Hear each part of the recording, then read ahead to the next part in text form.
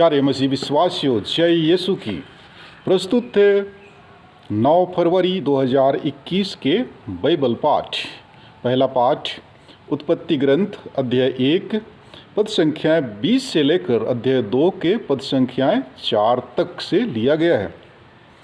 ईश्वर ने कहा, पानी जीव जंतुओं से भर जाए और आकाश के नीचे पृथ्वी के पक्षी उड़ने लगे। ईश्वर ने मकर और नाना प्रकार के जीव जंतुओं की सृष्टि की जो पानी में भरे हुए हैं, और नाना प्रकार के पक्षियों की भी सृष्टि की, और यह ईश्वर को अच्छा लगा।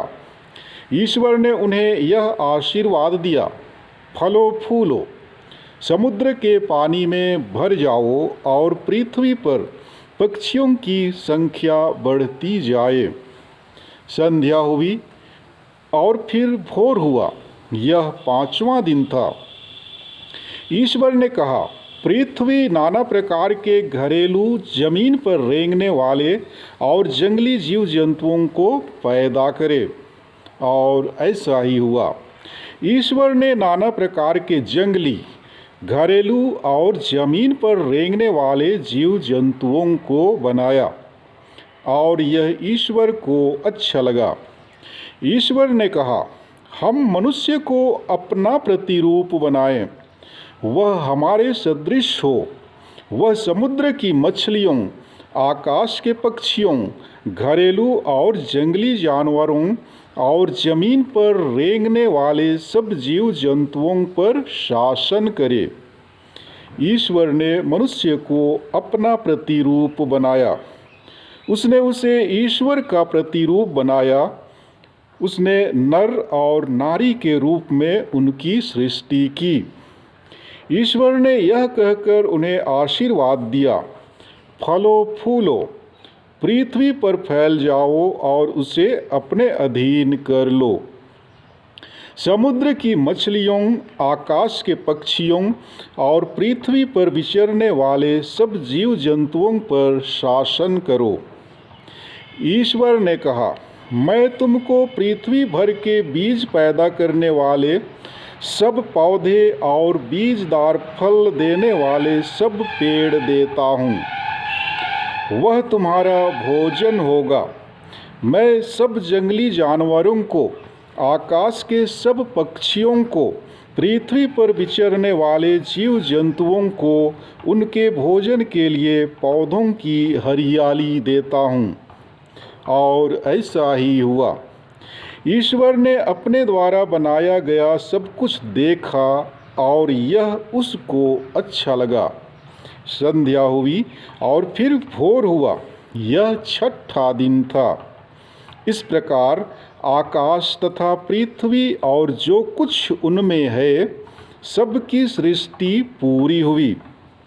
7वें दिन ईश्वर का किया हुआ कार्य समाप्त हुआ।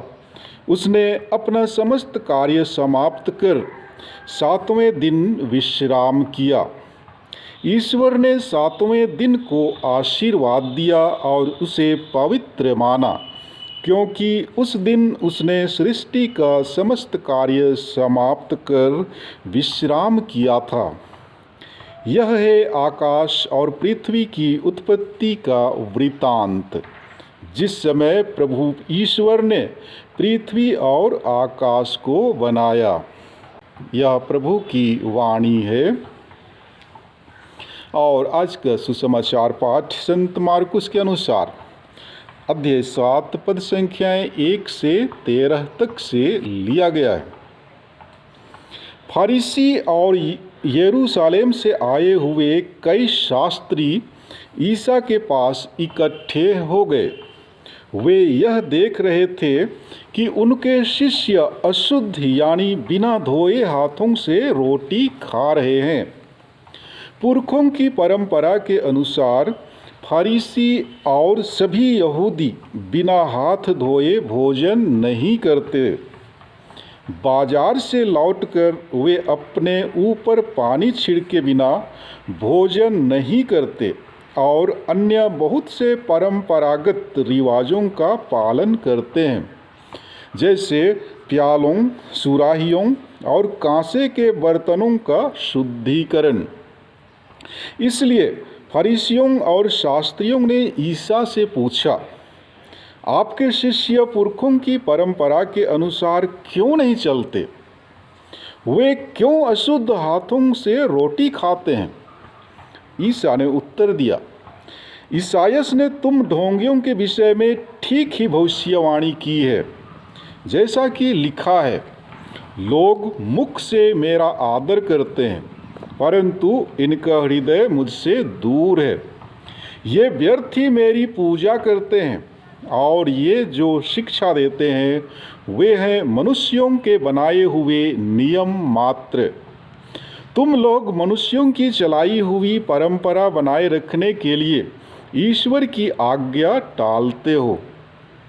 ईसा ने उनसे कहा, तुम लोग अपनी ही परंपरा का पालन करने के लिए ईश्वर की आज्ञा रद्द करते हो, क्योंकि मूसा ने कहा, अपने पिता और अपनी माता का आदर करो, और जो अपने पिता या अपनी माता को श्राप दे उसे प्राणदंड दिया जाए।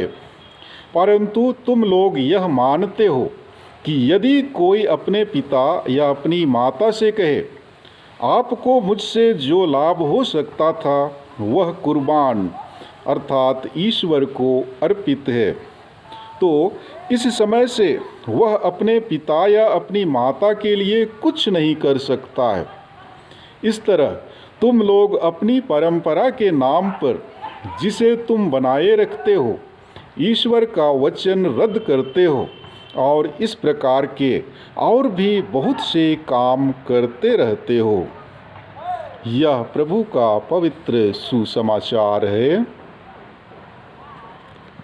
प्यारे मसीह विश्वासियों, ईश्वर के सृष्टि कार्य में जो कार्य दूसरे दिन शुरू हुआ था वह तीसरे दिन पूरा हुआ। उसी प्रकार जो कार्य पांचवें दिन शुरू हुआ वह छठवें दिन पूरा होता है।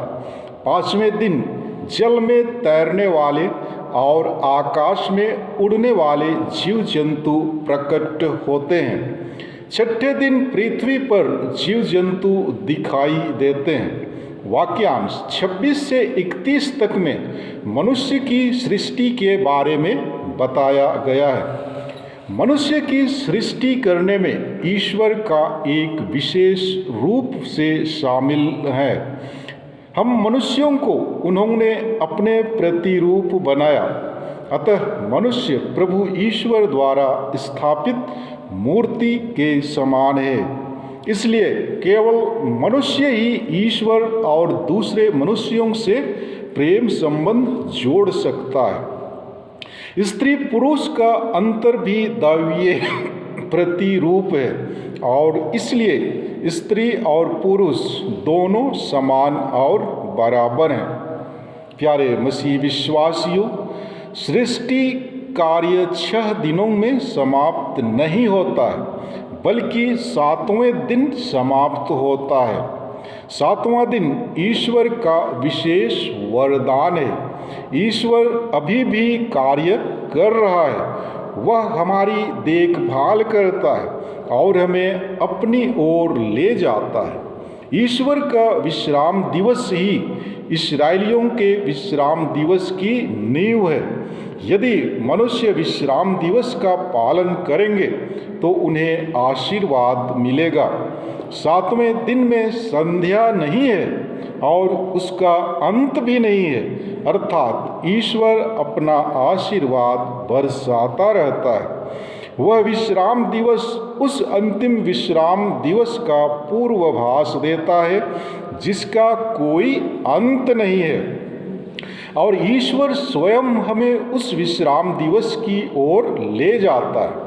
और आज का सुसमाचार पाठ द्वारा यहूदियों के परंपरा पर चर्चा किया गया है। फरीसियों और यरूशलेम के शास्त्री देखते हैं कि ईसा के शिष्य बिना हाथ धोए भोजन करते हैं, इसलिए वे ईसा से प्रश्न करते हुए पूछते हैं कि आपके शिष्य पुरखों की परंपरा का पालन क्यों नहीं करते हैं? वे क्यों अशुद्ध हाथों से भोजन करते हैं?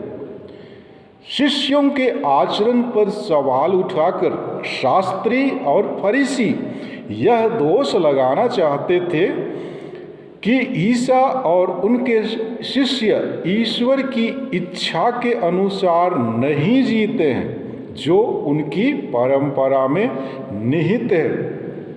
उनके इस दोषारोपण का उत्तर देते हुए ईसा स्पष्ट कर देना चाहते हैं कि मनुष्यों की परंपराएं और ईश्वर की आज्ञाएं दो भिन्न भिन्न चीजें हैं और ईश्वर की आज्ञाएं निश्चय ही मनुष्यों की परंपराओं से कहीं अधिक महत्वपूर्ण है। उनकी दृष्टि में ईश्वर और धर्म के प्रति शास्त्रियों और फरीसियों की आस्था दिखावा मात्र है, क्योंकि वे मनुष्यों द्वारा बनाए गए नियमों का विशेष ध्यान देते हैं, परंतु ईश्वर की आज्ञाओं की अवहेलना करते हैं। इसका एक उदाहरण देते हुए वे उनसे कहते हैं, तुम लोग अपनी ही परंपरा बनाए रखने के लिए परमेश्वर की आज्ञा का उल्लंघन करते हो। मूसा ने आज्ञा दी है कि सभी अपने माता पिता का आदर करें और जो उनका अनादर करते हैं उन्हें प्राणदंड दिया जाए। इस आज्ञा के अंतर्गत उनका कर्तव्य है कि वे वृद्ध माता पिता के भरण पोषण की जिम्मेदारी रखें, जिसके द्वारा ये लोगों को इस जिम्मेवारी से मुक्त कर देते थे। उस प्रथा के अनुसार यदि कोई माता पिता के वहन के खर्च का कुर्बान कर दे, अर्थात उसे ईश्वर को अर्पित कर दे, तो वह इस जिम्मेदारी से मुक्त हो जाता था। इस प्रकार अपनी परंपरा को बनाए रखने के लिए वे ईश्वर की आज्ञा को ही भंग कर देते थे। ईसा उन पर दोष लगाते हुए कहते हैं कि शास्त्री और फरीसी ऐसे ही अनेक कार्य करते हैं। अतः आज का सुसमाचार हमें अपने जीवन के रीति रिवाजों और जीवन जीने के ढंग पर मनन चिंतन करने को आमंत्रित करता है। आज हमारे समाज में ऐसे बहुत से नियम हैं जो धार्मिक शिक्षाओं के अनुरूप नहीं है। हम लोग भी सामाजिक नियमों से काफ़ी हद तक प्रभावित होते हैं। समाचार पत्र, टीवी, रेडियो, इंटरनेट हमें इतना प्रभावित करते हैं कि सब कुछ हमें सही सा लगने लगता है, क्योंकि हम ना चाहते हुए भी इसके आदी हो जाते हैं। बहुत बार मुख से हम ईश्वर और अपने पड़ोसियों के बारे में बोलते हैं, पर यह हमारे कार्यों व्यवहारों में दिखाई नहीं देता है।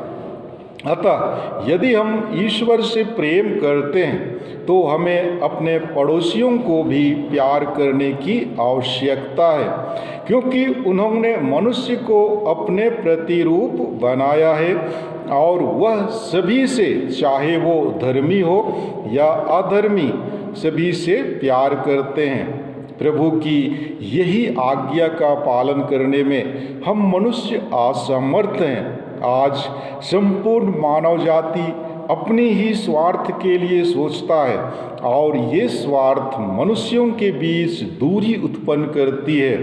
आज हमें मनन चिंतन करने की आवश्यकता है कि हम प्रभु के इस आज्ञा पर कितने खरे सिद्ध होते हैं। यदि हम कमज़ोर हैं तो आइए हम अपने परिवार से शुरुआत करें। क्या हमारे परिवार में हम मेल प्रेम से रह पाते हैं? अगर परिवार में अशांति है तो उसका क्या कारण है? हम प्रार्थना करें कि हम सभी मनुष्यों में ईश्वर को देख सकें। आमीन।